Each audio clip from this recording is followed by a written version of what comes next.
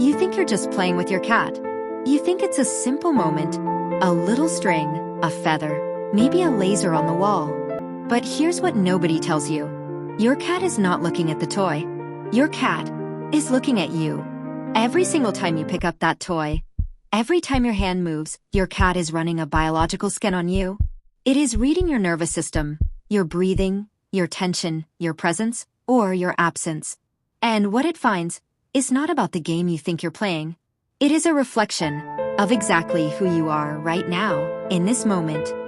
What your cat does next is not random behavior. It is not just instinct. It is a diagnosis. And today, you are going to find out what that diagnosis says about you. There are 3 primary play styles that cats display: the ambush, the indifference, and the flow. Most people assume these styles are just personality types, unique to the cat. Some cats are aggressive, some are lazy, some are engaged. But behavioral research and the psychology of co-regulation tell a very different story. These styles are not just about the cat. They are a mirror. They reflect the emotional frequency of the person in the room. Cats are neurologically wired to absorb the emotional state of their environment. They evolved alongside humans for over 10,000 years, not just as hunters, but as co-regulators. They read micro-expressions. They sense shifts in cortisol levels through scent. They calibrate their behavior to the emotional weather of the room. So when your cat plays, it is not just playing. It is responding to you. Let's start with the ambush style. This is the cat that never plays in the open. It hides first. It waits. And then it attacks with a level of intensity that feels almost excessive. It doesn't just tap the toy. It destroys it. And if this sounds like your cat, I need you to pay very close attention to what comes next. Cats that play exclusively through aggressive ambushes are often responding to a high-voltage emotional environment. And that environment is created by you. Here is the biology. Cats are some of the most sensitive cortisol detectors on the planet. Cortisol is the stress hormone, and when your body produces it, you change. Your movements become faster, less deliberate, slightly erratic. Your breathing gets shallower. Your micro-expressions shift. You might not notice any of this, but your cat notices everything. When you move that toy with anxious energy, your cat's nervous system responds in kind. It cannot separate the toy from the emotional frequency attached to it. To your cat, that toy is not a prey animal. It is an extension of your psychological state. And right now, your psychological state is telling it that something dangerous is nearby. So it doesn't play with curiosity. It plays with survival instinct. That aggression you see is not a character flaw in your cat. It is not bad behavior.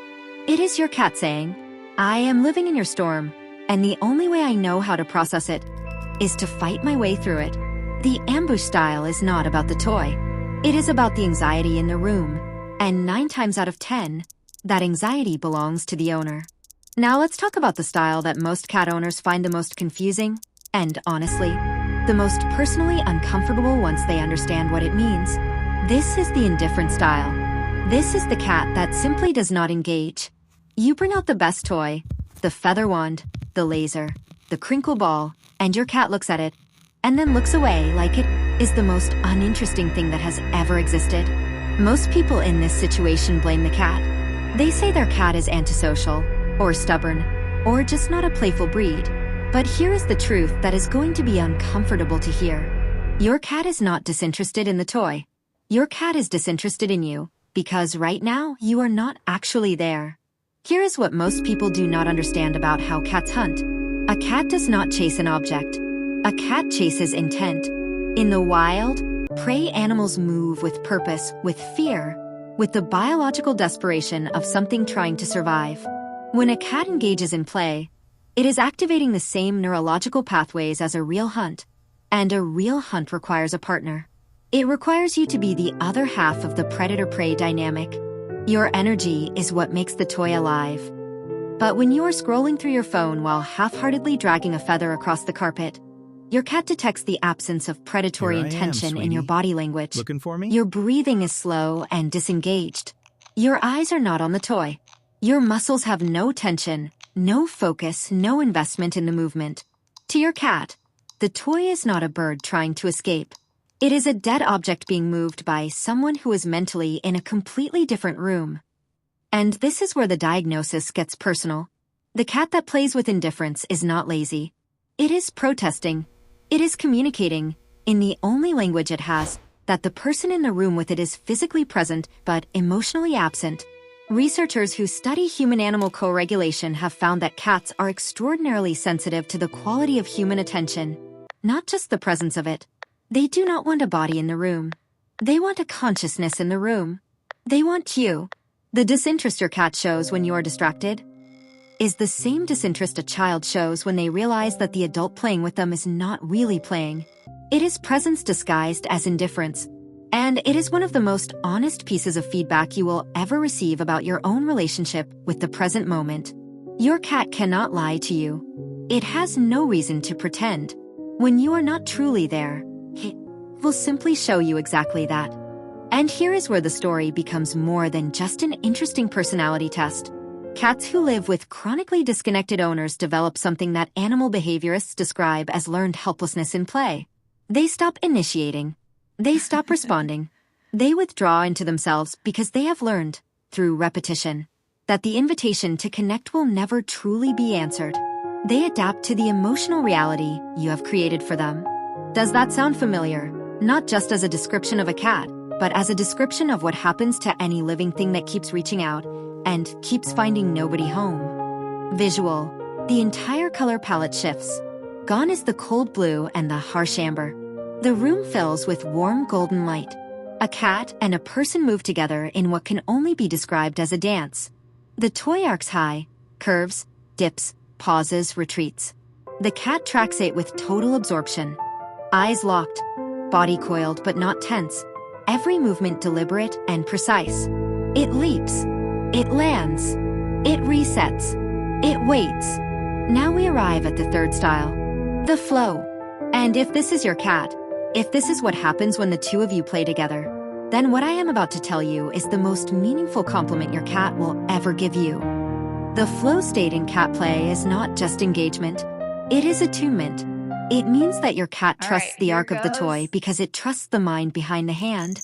It means that you have learned, consciously or not, how to match the rhythm of a living creature's nervous system, how to create tension and release it, how to build anticipation and then reward it, how to lead without forcing, how to invite without demanding. This is emotional intelligence made visible, and your cat is the one grading you.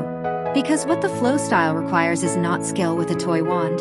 It requires the ability to regulate your own nervous system while simultaneously reading someone else's. It requires patience that does not tip into passivity. It requires energy that does not tip into aggression. It requires the rare ability to be fully present in a moment that has no practical value beyond the moment itself. Watch what happens at the end of a flow session. The cat completes the hunt. It catches, it holds, get releases, and then it enters a state of calm satisfaction. This is the full predatory sequence that a healthy cat needs to run from beginning to end. Stalk, chase, catch, kill, and then rest. When your cat gets to complete that sequence with you, it means you gave it something profound. You gave it the experience of being exactly what it is, without interruption, without rushing it, without making it feel unsafe. And the personality that creates that experience is not an accident. It is a person who knows how to hold space for something that is not them. A person who can lead a dynamic without controlling it. A person who understands that true connection, whether with an animal, a child, a partner, or a friend, requires you to show up with your full attention and then get out of the way of the other being's nature. Your cat does not just enjoy playing with you. It feels safe enough to be wild with you. And that is everything. Before we get to the final diagnosis, I want to give you the science that makes all of this more than just a poetic idea. Because this is not metaphor. This is measurable biology. And once you understand the mechanism, you will never look at your cat the same way again. Cats possess an olfactory system that is estimated to be between 14 and 40 times more sensitive than a human's. What this means in practical terms is that your cat can detect changes in your body chemistry that you cannot detect in yourself. When you are anxious, your cortisol levels rise. When you are detached, your breathing pattern changes. When you are fully present and engaged, your body releases a different cocktail of neurochemicals entirely. Oxytocin, dopamine, the quiet chemistry of genuine attention. Your cat reads all of this not as data, but as emotional weather. It lives inside the atmosphere you create. Studies in animal co-regulation have documented that cats and their owners can achieve a form of physiological synchrony during positive interaction. Their heart rates begin to mirror each other. Their cortisol levels influence each other bidirectionally. This means that you are not just affecting your cat's mood. You and your cat are running on a shared emotional frequency. What you feel it feels. What it feels over time comes back to you. This is the shocking truth the title promised you. It is not that your cat reveals something abstract about your personality. It is that your cat is biologically entangled with your psychological state. It is a living, breathing readout of the emotional environment you generate every single day. The way it plays is not a quirk. It is a report. So here is your report in plain language. If your cat plays through explosive ambushes and erratic aggression, the report says that your nervous system is running too hot. There is anxiety, urgency, or unresolved tension that you are carrying into the room whether you intend to or not.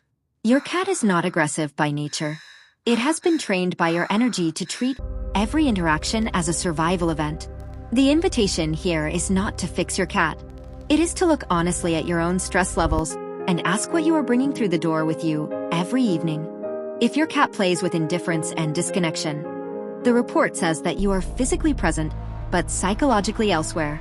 This is the most common pattern in modern life and also the most quietly damaging one. Not because it is dramatic, but because it is invisible.